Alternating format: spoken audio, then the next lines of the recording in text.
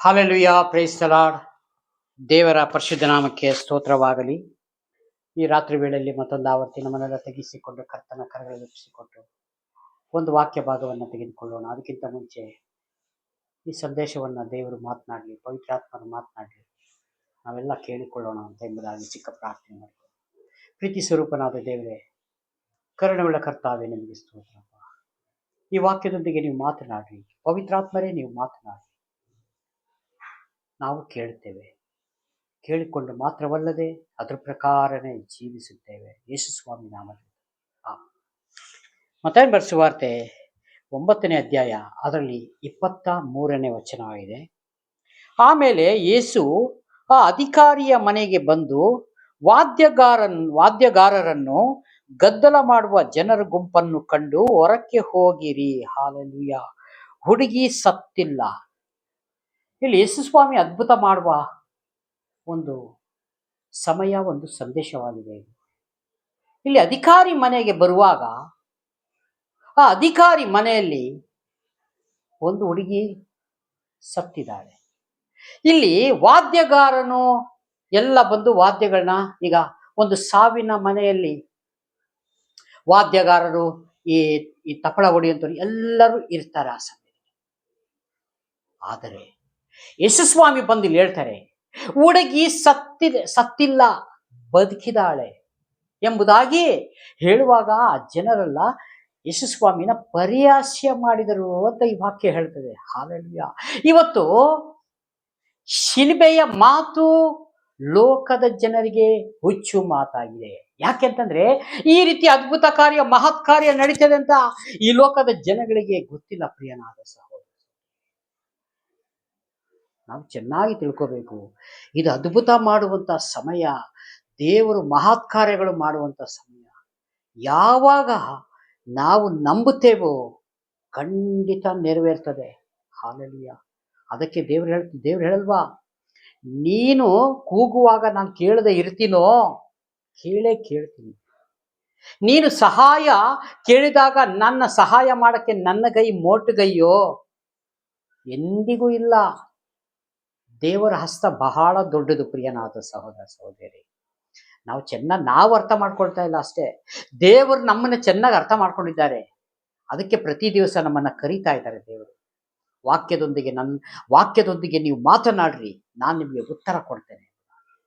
ವಾಕ್ಯ ಧ್ಯಾನ ಮಾಡಿ ನಾವು ಪ್ರಾರ್ಥನೆ ಮಾಡುವಾಗ ಖಂಡಿತ ಉತ್ತರ ಸಿಕ್ಕುವುದಿಲ್ವಾ? ನನಗಂತೂ ಸಿಕ್ಕಿದೆ ಪ್ರಿಯನಾದ ಸಹೋದರ.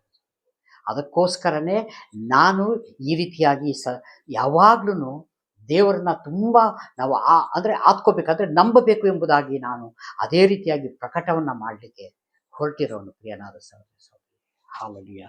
ಹಾಗಾಗಿ ಇಲ್ಲಿ ವಾದ್ಯಗಾರರನ್ನು ಗದ್ದಲ ಮಾಡುವ ಜನರ ಗುಂಪನ್ನು ಕಂಡು ಹೊರಕ್ಕೆ ಹೋಗಿರಿ, ಹುಡುಗಿ ಸತ್ತಿಲ್ಲ, ನಿದ್ದೆ ಮಾಡುತ್ತಾಳೆ. ಹಾಲೆಲೂಯಾ. ಸ್ವಾಮಿ ಹೇಳ್ತಾರೆ, ಹುಡುಗಿ ಸತ್ತೋಗಿಲ್ಲ, ನಿದ್ದೆ ಮಾಡ್ತಾ ಇದೆ.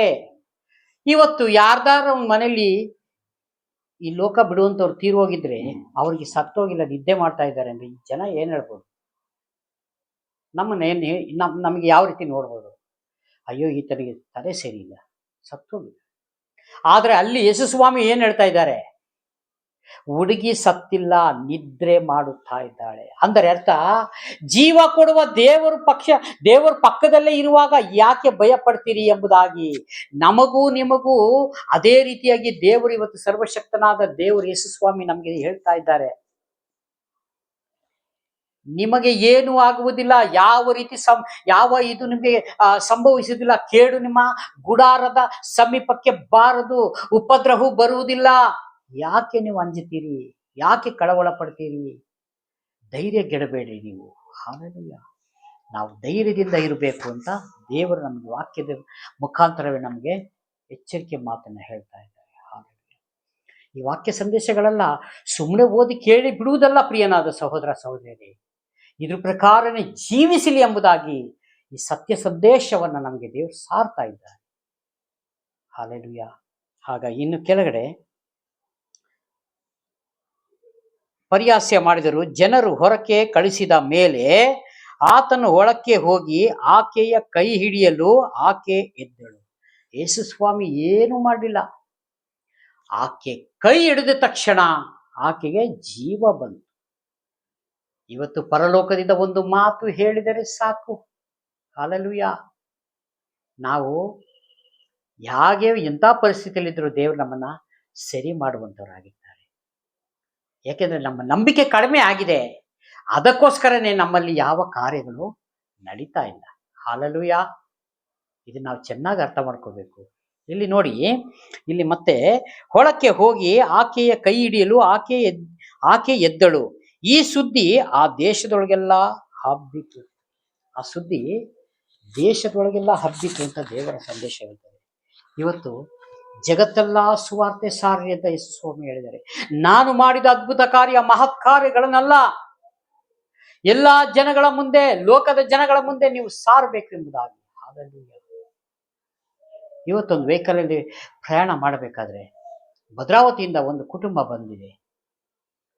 ಅವ್ರು ಯಾರು ನಮಗೆ ಗೊತ್ತಿಲ್ಲ, ಆದರೆ ಅವರು ಇಲ್ಲಿ ಯಾರ ಹತ್ರನೋ ಒಂದು ಹೋಗಿ ಏನೋ ಒಂದು ಕೇಳಬೇಕು ಎಂಬುದಾಗಿ, ಅವರು ಹಿಂದೂ ಬ್ಯಾಕ್ಗ್ರೌಂಡ್ನವರು ಏನೋ ಕೇಳಬೇಕು ಅಂತ ಬಂದರು.